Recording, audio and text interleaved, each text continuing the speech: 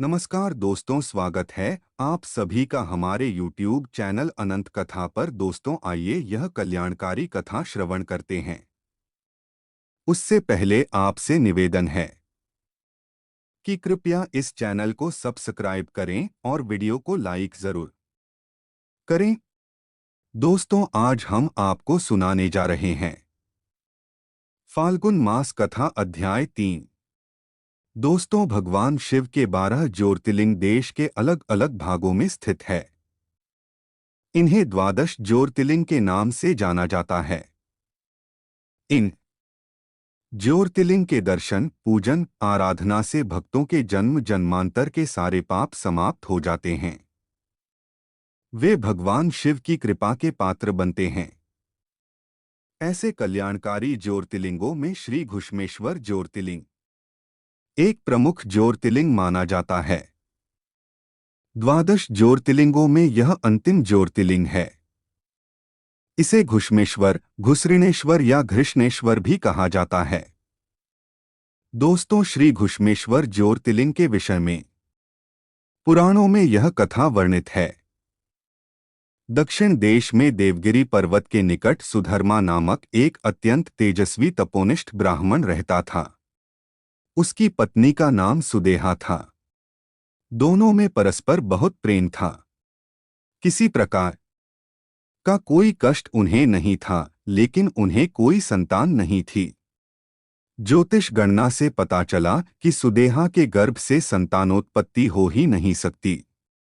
सुदेहा संतान की बहुत ही इच्छुक थी।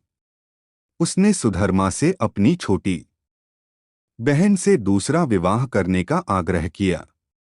पहले तो सुधर्मा को यह बात नहीं जंची, लेकिन अंत में उन्हें पत्नी की जिद के आगे झुकना ही पड़ा। वे उसका आग्रह टाल नहीं पाए। वे अपनी पत्नी की छोटी बहन घुष्मा को डोट ब्याह कर घर ले आए।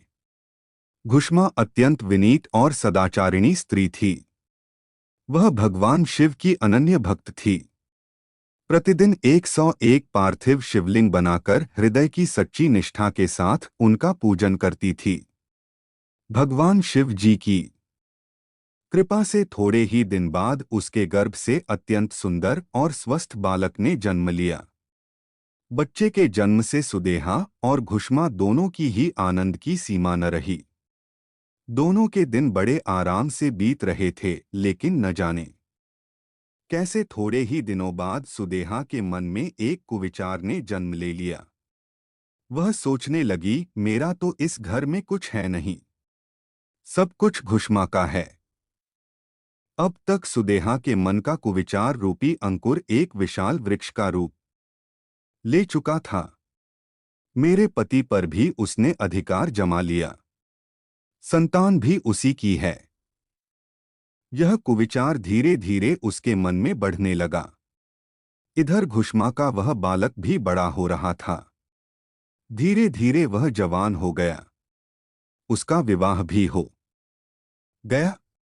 अंतत एक दिन उसने घुष्मा के युवा पुत्र को रात में सोते समय मार डाला और उसके शव को ले जाकर उसी तालाब में फेंक दिया जिसमें घुष्मा प्रतिदिन पार्थिव शिवलिंगों को फेंका करती थी।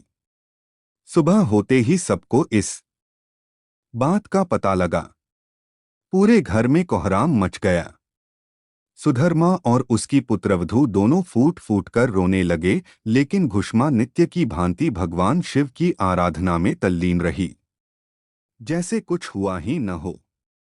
पूजा समाप्त करने के बाद वह पार्थिव शिवलिंगों को तालाब में छोड़े के लिए चल पड़ी।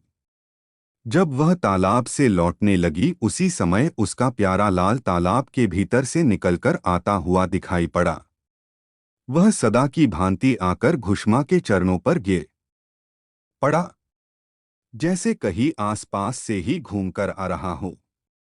इसी समय भगवान शिव भी वहां प्रकट होकर घुष्मा से वर मांगने को कहने लगे। वह सुदेहा की घिनौनी करतूत से अत्यंत क्रुद्ध हो उठे थे। अपने त्रिशूल द्वारा उसका गला काटने को उद्यत दिखाई दे रहे थे। घुष्मा ने हाथ जोड़कर भगवान शिव से कहा, प्रभो, यदि आप मुझ पर प्रसन्न है तो मेरी उस अभागिन बहन को क्षमा कर दें। निश्चित ही उसने अत्यंत जघन्य पाप किया है, किंतु आपकी दया से मुझे मेरा पुत्र वापस मिल गया। अब आप उसे क्षमा करें और प्रभु, मेरी एक प्रार्थना और है, लोक कल्याण के लिए आप इस स्थान पर सर्वदा के लिए निवास करें। भगवान शिव ने उसकी ये दोनों प्रार्थनाएं स्वीकार कर लीं। ज्योतिर्लिंग के रूप में प्रकट होकर वह वहीं निवास करने लगे। सती शिवभक्त घुष्मा के आराध्य होने के कारण वे यहाँ घुष्मेश्वर महादेव के नाम से विख्यात हुए। घुष्मेश्वर ज्योतिर्लिंग की महिमा पुराणों में बहुत विस्तार से वर्णित की गई है। इनका दर्शन लोक परलोक दोनों के लिए अमोघ फलदायी है। दोस्तों, अब हम आप लोगों को सुनाने जा रहे हैं आनंदेश्वर महाराज की दूसरी कथा। दोस्तों, पौराणिक कथाओं के अनुसार प्राचीन काल में अन्मित्र नाम के राजा थे। वे धर्मात्मा, पराक्रमी एवं सूर्य के समान तेजस्वी थे। उनकी रानी का नाम गिरिभद्रा था, जो कि अति सुंदर एवं राजा की प्रिय थी। राजा को आनंद नाम का एक पुत्र हुआ। पैदा होते ही वह अपनी माता की गोद में हंसने लगा। माता ने आश्चर्यचकित होकर उससे हंसने का कारण पूछा। उसने कहा उसे पूर्वजन्म का स्मरण है। आगे उसने कहा कि यह सारी सृष्टि स्वार्थ की है। आगे बालक कहता है कि एक बिल्ली रूपी राक्षसी अपने स्वार्थ के लिए मुझे उठाकर ले जाना चाहती है, और आप भी मेरा पालन पोषण कर मुझसे कुछ अपेक्षाएं रखती हैं। आप स्वयं भी स्वार्थी है। बालक के ऐसे वचन सुन माता गिरिभद्रा नाराज होकर सूतिका गृह से बाहर चली गई। तब वह राक्षसी ने उस बालक को उठाकर विक्रांत नामक राजा की रानी हैमिनी के शयन गृह में रख दिया। राजा विक्रांत उस बालक को अपना बालक जानकर अत्यंत प्रसन्न हुए और उन्होंने उसका नाम आनंद रख दिया। इसके साथ ही राक्षसी ने राजा विक्रांत के असली पुत्र को ले जाकर बोध नामक ब्राह्मण के घर पर रख दिया। ब्राह्मण ने उसका नाम चैत्र रथ रखा। इधर विक्रांत ने पुत्र आनंद का यज्ञोपवीत संस्कार किया। तब गुरु ने उससे माता को नमस्कार करने को कहा। प्रत्युत्तर में आनंद ने कहा कि मैं कौन सी माता को नमस्कार करूं, जन्म देने वाली या पालन करने वाली। गुरु ने कहा, राजा विक्रांत की पत्नी हैमिनी ही तुम्हें जन्म देने वाली माता है, उसे नमस्कार करो। तब आनंद ने कहा, मुझे जन्म देने वाली माँ गिरिभद्रा है। माता हैमिनी तो चैत्र की माँ है, जो कि बोध ब्राह्मण के घर पर है। आश्चर्यचकित हो कर सभी ने उससे वृत्तांत सुनाने को कहा। तब आनंद ने बताया कि दुष्ट राक्षसी ने पुत्रों को बदल दिया था। आथ मेरी दो माताएं हो गई है। इस दुनिया में मोह ही सारी समस्याओं की जड़ है। आथ मैं अब सारी मोहमाया त्याग कर तपस्या करूंगा। आथ आप अपने पुत्र चैत्र को ले आइए। आनंद की बात सुनकर राजा ब्राह्मण बोध से अपने पुत्र चैत्र को ले आया और उसे अपने उत्तराधिकारी का स्वामी बना दिया। राजा ने आनंद को सम्मान सहित विदा किया और आनंद तपस्या करने महाकाल वन आया।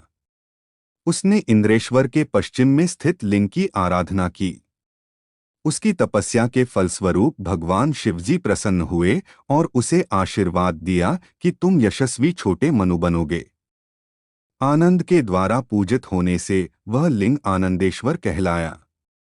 दोस्तों, वही प्राचीन काल में यहाँ पर एक विशाल टीला हुआ करता था, जिसके आसपास एक राजा की कई गायें चरने के लिए आती थी। इन्हीं में से एक आनंदी गाय भी टीले पर आकर बैठती थी, जो अपना सारा दूध टीले पर ही देती थी। राजा को जब इस विषय में जानकारी हुई तो उन्होंने इसका रहस्य जानने के लिए टीले की खुदाई करवाई। 2 दिन की खुदाई के बाद उस टीले से एक शिवलिंग निकला। इसके बाद राजा ने उस शिवलिंग की स्थापना करवाकर रुद्राभिषेक करवाया। शिवलिंग मिलने के बाद उस गाय ने भी वहां अपना दूध बहाना बंद कर दिया।